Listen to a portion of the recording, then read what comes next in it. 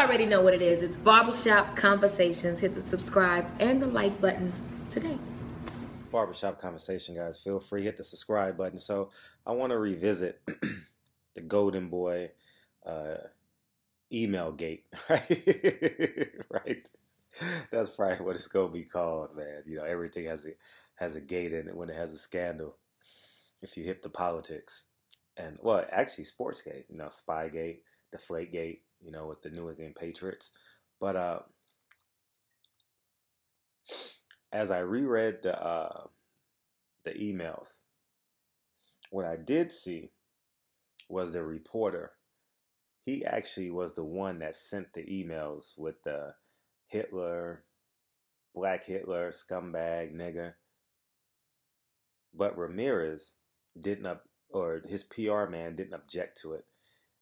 It says off the record. So he wanted the information that they guess was sharing with one another to remain off the record. And I knew, you could tell in the emails that he was cautious as to what he should say. But let me tell you this. There's a code that I have with my black friends. I can't deny it, and I'll never deny it. When I hang around my college teammates once a year, we have we get together, we have a wonderful time. We say shit that we only say once a year because we don't see each other no more, right? And we talk about stuff that happened in the locker room. We may talk about our coaches. We may talk about some of our opponents. And we'll talk about a lot of women we slept with, right? But let me tell you this. I've never gotten an email. I'm being honest. I have never gotten an email from either of my. There's 5 friends that I keep up with, and we have an accountability. We have an accountability text. I wish I could show you guys. It's about 2 years long, 3 years long, somewhere in there, right? And whatever's going on in our life, the text just keeps on going and going. It morphs itself into other topics. I'm sure you guys have friends like that as well. And we only see each other once a year, Labor Day. I've never sent a text or an email defaming someone. I've never sent a text calling a person a cracker. I mean, in the way he sent it. I may send it as a joke because one of the guys in my accountability team is white. You know, we always crack the joke, I niggas, my homies, my niggas, and the one cracker, it's just a running joke with us because he's the only white guy in our group, and we've been down since we were 19 years old, 18 years old, and but I've never used the term scumbag, cracker, not in that light. It's always been, to make the conversation flow, not in a hatred manner. This was in a malicious forethought. It had malice.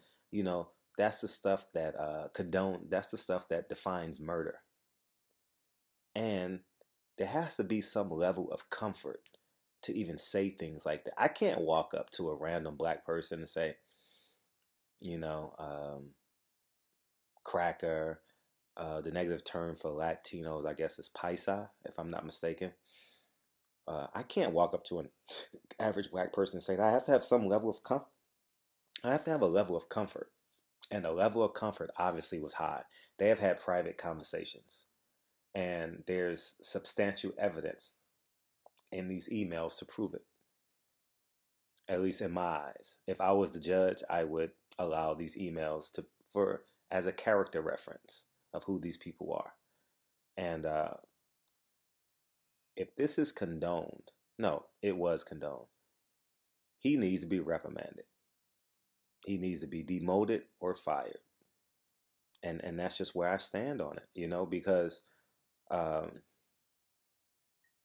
I have friends, and I never, man, I'm saying I work out in a Mexican gym. 95% of the people in my gym are of Latino descent. They may be from other Latin countries. I don't. I've never said. I never want to think about. That's never crossed. The shit that was in that email never crosses my mind when I'm in that gym. We have fun because I go for black fighters when black fighters fight Mexicans, and they go for Mexican fighters when the Mexican fight. But I've never thought. I'm being honest. I've never thought to call them the Mexican Hitler,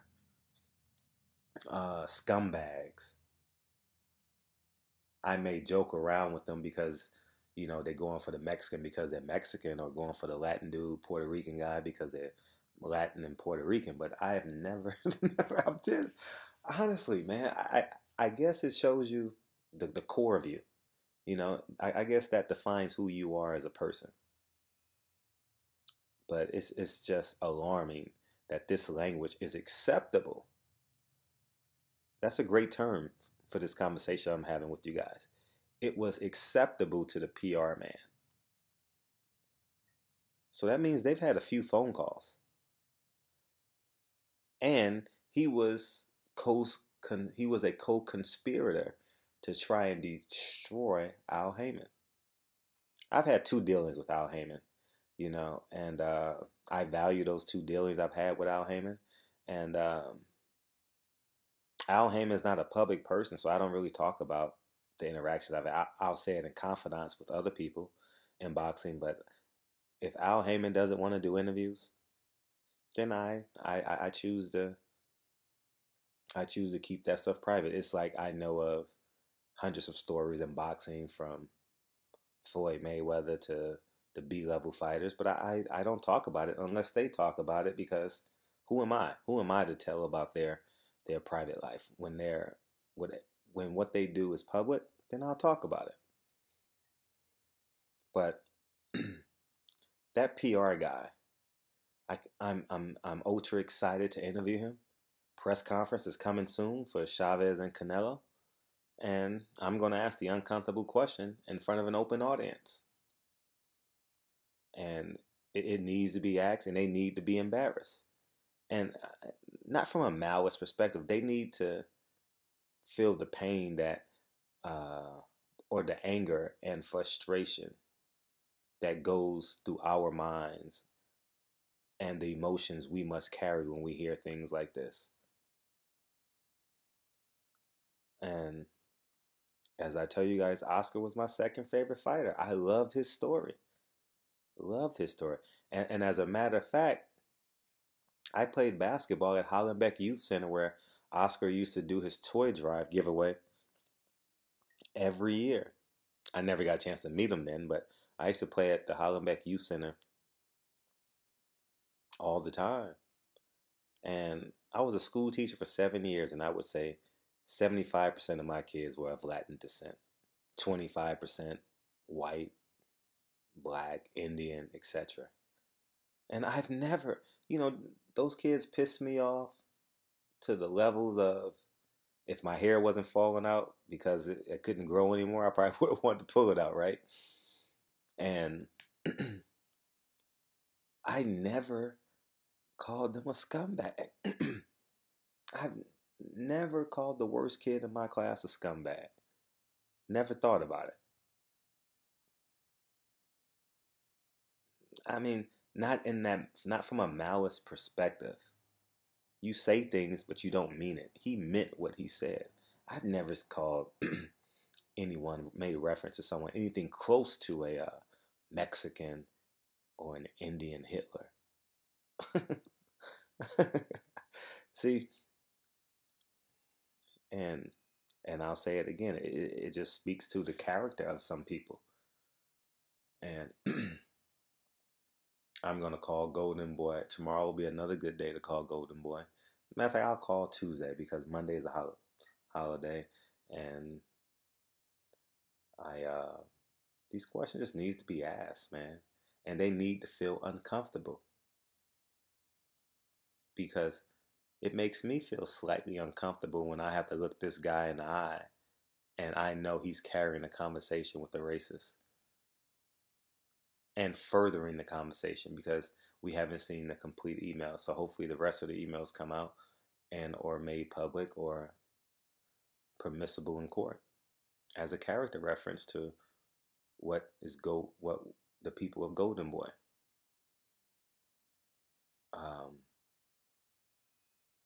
Am I disappointed? Greatly. As Oscar De La Hoya has let me down before, but not to this degree. And you guys are gonna say Oscar De La Hoya didn't do it. Well, he employed that man. Oscar De La Hoya knows his character, knows his heart. I know the character in which I hang around with. I know the levels of darkness that my friends can get to. And you should know too. I have, just like I have a crew, if I have a problem, one of my tenants don't pay rent, I know where to go. You know the levels of your character. Of your friends. If you're having a problem in your house, your family member, you need someone to talk to, you know what friend to call. You need help in the fight, you know who to call. So, Oscar knew what was going on. Well, I'll say this, he should know what's going on after what happened with Richard Schaefer, right? He should know everything that goes on in his business with Golden Boy. And I'm curious to hear what Bernard Hopkins has to say. And I'm a fan of Bernard Hopkins, from his greatness in the ring. I salute Black Kings, and you guys know this. Being on my channel, I don't play around. I'm very sincere. I love Black excellence, and then I love excellence, right? And I think that our Black Kings need to be celebrated, and that's why I was so forgiving of Floyd Mayweather so many times. So all my non-Black subscribers, and you guys have every right to say I've given Floyd 3, 4, 5, 6, 7, 8, 9, 10, 11, 12, 13, 14, 15, 16, 17, 18, 19 chances. You're right. Because his pedestal is so immense that it can propel us to places we've never been as a culture. That's why I'm willing to give him chance after chance. And I know it's my fault. Maya Angelou says it best, and I say it in 50% of my videos. When a person shows you who they are, believe them. But getting back to Golden Boy, I will call Golden Boy again early next week. They're not taking no calls now. I guarantee. I tried today. They're not taking any calls. But I'll call Tuesday, or if they announce a press conference before Tuesday, because I know the press conference will be in LA and has to be in LA. And then they go to Mexico. They may even go to like 2 or 3 cities in Mexico, which would be smart. They would go to Chavez Sr.'s hometown, Canelo's hometown, and then go to Texas, start in California, and work your way around there. And I would take a press conference to New York, get all the media entities involved. So that's where I stand on this. It's been a few hours. I've had a chance to deliberate and reread. I'll take the brunt for misdiagnosed in the my initial response. How I feel is the same. Who said what is different. And as I told you guys in the first video, is that I hadn't had time to really dig into it, because I alluded to without saying it was an emotional response. I was in the gym. I left the gym. I started driving. I couldn't drive because it bothered me so much that I had to respond. And this has no place in the world. This has no place in talking about racism is completely different than acting like a racist. Let's be clear.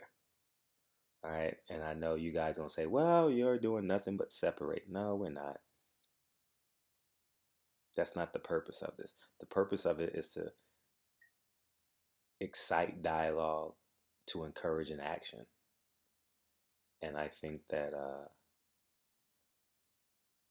us talking about Golden Boy will excite an action and encourage action. So we have a big fight tomorrow. It's a unification bout. Sidebar, James Nigell's sister will be there. She's a beautiful woman, as Floyd Mayweather has alluded to. And there's a lot of questions about Javante. I need to separate this video because that way I can help out y'all, so y'all don't have to listen to 15 minutes of me talking about Golden Boy and then talking about the fight. So Barbershop Conversation, guys, feel free to hit the subscribe button. That guy needs to answer questions. And maybe because I misdiagnosed my initial reading of it, and I appreciate everyone who reached out to me and actually told me that he didn't say it, and I went back and read and realized it. But he condoned it. He accepted it. And there had to be dialogue between the two for a media personnel to have this dialogue. Now, I've never had a conversation like this with Dante. Dante and I talk maybe twice a week, depending on how busy the boxing schedule is. Sometimes we may not talk that week, but my guys at the Fight Guys, we have a text that's like 2 million texts long, and we talk. I've never thought about calling, and we have, 3 different ethnicities in the group. I've never thought about calling them a scumbag when I disagree with them. Don't even think about it. I think of finding a way to find a solution because, we all come from different demographics. We're completely different, but we're learning how to coexist, and it's fun. You guys seeing our videos. It's fun, and we're just starting, but it's fun. And we have to learn to coexist, man. And I'm serious. I'm seriously, literally thinking. I've never thought about. I lived in Whittier for 14 years. Went to college out there, as you guys know.